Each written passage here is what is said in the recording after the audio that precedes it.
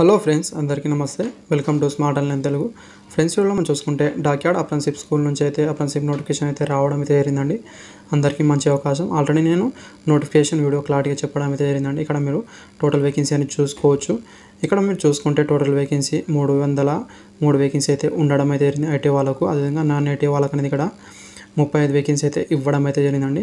ఇక్కడ మనం చూసుకుంటే ఐటీ, అదేవిధంగా 10th క్లాస్, అదేవిధంగా ఇక్కడ చూసుకుంటే ఓన్లీ 8th క్లాస్ పాస్ ఉన్న వాళ్ళు కూడా అప్లై అనేది చేసుకోవాలండి. ఎలాగని మీరు అప్లై చేయడానికి ట్రై చేయండి ఫ్రెండ్స్. ఎందుకంటే ఇక్కడ మనం చూసుకుంటే నేవీ నుంచి వచ్చే నెక్స్ట్ జాబ్స్ అనేది కంపల్సరీగా వాళ్ళకి మాత్రమే కేటాయించడం అయితే జరుగుతుంది. వేరే వాళ్ళు నాట్ ఎలిజిబుల్ అండి. ఇక్కడ మీరు చూసుకుంటే నేవీలో అప్రెంటిస్‌షిప్ చేసిన వాళ్ళకి మాత్రమే వాళ్ళకి సపరేట్గా వేకెన్సీ అనేది పడతాయండి. అప్పుడు వాళ్ళకు చాలా యూస్ఫుల్గా అయితే ఉంటుంది. వేరే ఎక్కువ కాంపిటీషన్ అలాంటిది అయితే ఉండదు. అందుకే ఇది అప్లై చేయడానికి ట్రై చేయండి. సింపుల్ ప్రాసెస్ ఉంటుంది. ₹1 ఫీజు అనేది కూడా అవసరం అనేది ఉండదు. మీరు సింపుల్గా మీ మొబైల్లో కూడా అప్లై చేసుకోగలరు. కరెక్ట్ ప్రాసెస్ మీరు ఫాలో అయితే. అదేవిధంగా ఎలా అప్లై చేయాలి, ప్రాసెస్ ఏంటనేది ఈ వీడియోలో మనం తెలుసుకుందామండి. లాస్ట్ వరకు చూడండి, అప్పుడే మీకు క్లారిటీగా అనేది అర్థం అవ్వడం అయితే జరుగుతుంది.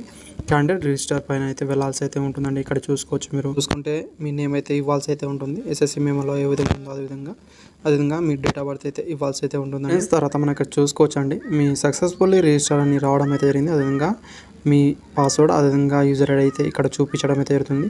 ఇది నోట్ డౌన్ అనేది చేసుకోవాల్సి అయితే ఉంటుందండి. అదేవిధంగా నెక్స్ట్ చూసుకుంటే మీ ఈమెయిల్ ఐడి కూడా ఇక్కడ రావడం అయితే జరుగుతుంది. దాంట్లో వెళ్ళి కూడా మీరు చూసుకోవచ్చండి. అదేవిధంగా ఓకే పైన అయితే వెళ్ళాల్సి అయితే ఉంటుందండి. చూసుకుంటే ఇక్కడ బ్యాక్ వచ్చి మీ యూజర్ ఐడి, అదేవిధంగా పాస్వర్డ్ ఇక్కడ ఎంటర్ చేసి లాగిన్ అయితే అవ్వాల్సి అయితే ఉంటుందండి. ఫ్రెండ్స్, ఇక్కడ ఒకటి గమనించాల్సి అయితే ఉంటుంది. మీరు పాస్వర్డ్ ఎంటర్ చేసేటప్పుడు అన్ని క్యాపిటల్ లెటర్లో మాత్రమే రావడం అయితే జరుగుతుందండి. ఒకవేళ మీకు ఫస్ట్ ఇక్కడ మీ స్మాల్ లెటర్లో ఉంటే ఫస్ట్ మీరు అది కాపీ చేసుకొని ఎక్కడైనా పెట్టుకుంటే బెటర్ అండి. మీకు యూస్ఫుల్ అయితే ఉంటుంది. ఎలాంటి ప్రాబ్లం అయితే ఉండదండి. తర్వాత అదేవిధంగా నెక్స్ట్ మనం ఇక్కడ చూసుకుంటే నోట్ ఒకటి చూసుకోవాల్సి అయితే ఉంటుందండి. స్టార్ గుర్తుతో ఉండేది మ్యాండేటరీ అంటే కంపల్సరీగా అయితే ఫిల్అప్ అనేది చేయాల్సి అయితే ఉంటుంది. చూసుకుంటే ఎస్ఎస్సి మెమోలో మీ ఏ విధంగా ఉందో అదేవిధంగా మీ నేమ్ అయితే ఇక్కడ ఇవ్వాల్సి అయితే ఉంటుందండి. తర్వాత ఇక్కడ మీరు చూసుకుంటే మీ ఫాదర్ నేమ్ అయితే ఇవ్వాల్సి అయితే ఉంటుంది. అదేవిధంగా ఇక్కడ చూసుకుంటే మీ మదర్ నేమ్ అయితే ఇవ్వాల్సి అయితే ఉంటుందండి. ఇది ఇచ్చిన తర్వాత నెక్స్ట్ మనం చూసుకుంటే ఇక్కడ ఆధార్ కార్డ్ అయితే ఇవ్వాల్సి అయితే ఉంటుంది. అదేవిధంగా నేషనాలిటీ దగ్గర ఇక్కడ టిక్ అనేది చేయాల్సి అయితే ఉంటుంది. అదేవిధంగా జెండర్ అంటే మేల్ అయితే మేల్, ఫీమేల్ అయితే ఫీమేల్, ట్రాన్స్జెండర్ అయితే ఇక్కడ ఇవ్వాల్సి అయితే ఉంటుందండి. ఇక్కడ ఇచ్చిన తర్వాత నెక్స్ట్ మనం చూసుకుంటే ఇక్కడ కేటగిరీ అనేది ఇక్కడైతే మీరు సెలెక్ట్ అనేది చేసుకోవాల్సి అయితే ఉంటుంది. ఇక్కడ మీరు చూస్ అయితే చేసుకోవచ్చండి. SC, ST, OBC and reserve మీద ఏదైతే అది ఇక్కడైతే ఇవ్వాల్సి అయితే ఉంటుంది. అదేవిధంగా మనం చూసుకుంటే ఐడెంటిఫికేషన్ మార్క్ అనేది ఇక్కడ చూసుకుంటే మీకు ఎక్కడైనా పుట్టుమచ్చలు ఉంటే అది ఇక్కడైతే ఇవ్వాల్సి అయితే ఉంటుంది. అదేవిధంగా నెక్స్ట్ మనం చూసుకుంటే మీరు పీడబ్ల్యూడీ క్యాండిడేట్ వాళ్ళైతే ఎస్ అని లేకపోతే నో అని ఇవ్వాల్సి అయితే ఉంటుంది. మీరు ప్రజెంట్గా ఇప్పుడు అప్రెంటిస్‌షిప్ చేసిన వాళ్ళైతే అదేవిధంగా అప్రెంటిస్‌షిప్ ప్రజెంట్ అయితే చేస్తున్న వాళ్ళైతే ఇది ఎస్ అని లేకపోతే నో అని ఇవ్వాల్సి అయితే ఉంటుందండి. అలా మీరు అప్రెంటిస్‌షిప్ చేసిన వాళ్ళు కానీ ప్రజెంట్ ఇప్పుడు చేస్తున్న వాళ్ళు కానీ ఇక్కడ ఈ నోటిఫికేషన్కి అయితే నాట్ ఎలిజిబుల్ ఇది ఒకటి చూసుకోవాల్సి అయితే ఉంటుంది.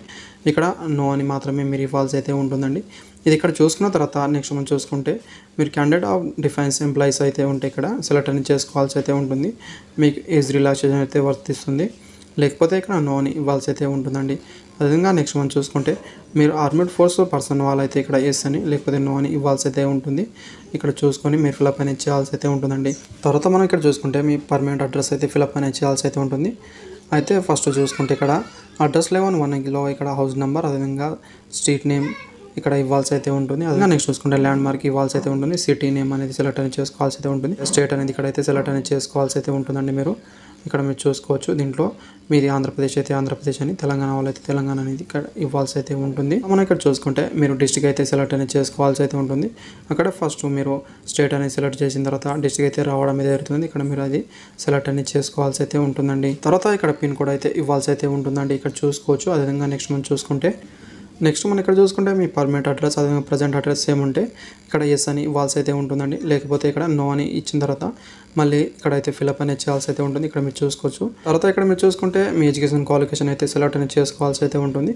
ఇక్కడ చూసుకోవచ్చు. మీరు 8th పైన అప్లై అనేది చేయొచ్చు, 10th పైన అప్లై చేయొచ్చు, అదేవిధంగా ఐటీ పైన కూడా అప్లై అనేది చేయొచ్చు అండి. ఇక్కడ చూసుకోవచ్చు. మీరు ఇక్కడ 10th పైన చూసుకుంటే 10th తర్వాత ఐటీ చేసిన వాళ్ళు కూడా అప్లై అనేది చేసుకోవచ్చు అండి. ఇక్కడ సెకండ్లో చూసుకోవచ్చు.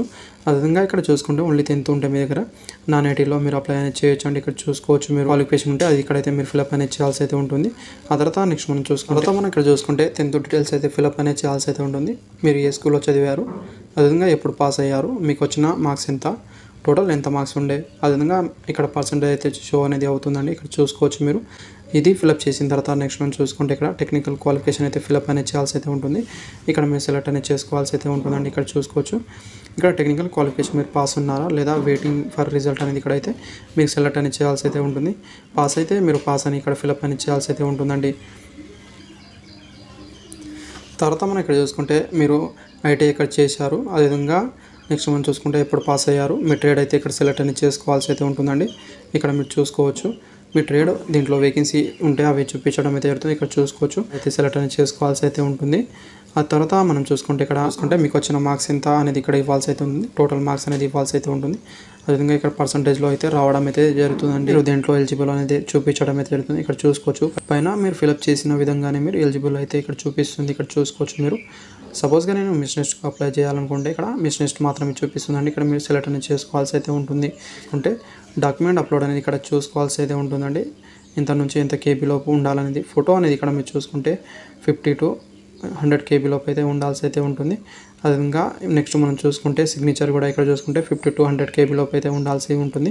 ఇక్కడ మీరు అప్లోడ్ అనేది చేయాల్సి అయితే ఉంటుందండి. ఇక్కడ చూసుకోవచ్చు. మీరు ఫస్ట్ ఇక్కడ మీరు చూసుకుంటే ఫోటో అనేది అప్లోడ్ అనేది చేయాల్సి అయితే ఉంటుంది. చూస్ ఫైల్లో వెళ్ళి మీరు అప్లోడ్ అనేది చేయాల్సి అయితే ఉంటుంది.